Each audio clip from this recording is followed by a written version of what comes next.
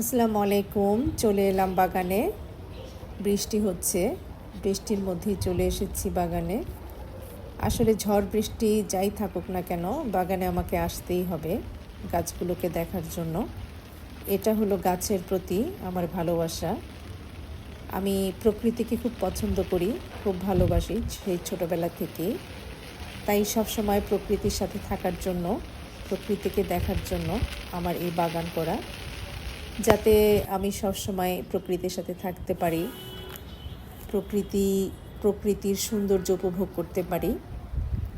তাই আমার এই বাগান করা। প্রকৃতি হলো আল্লাহর তৈরি নিজস্ব একটা শিল্প। এর সৌন্দর্য আসলে মনোমুগ্ধকর। আর যখন বৃষ্টি হয়, সেটা হলো প্রকৃতির সবচেয়ে সুন্দর একটি উপহার। তাই ঝড় বৃষ্টি যাই থাকুক না কেন, আমি চলে আসি বাগানে। বৃষ্টিতে ভিজি,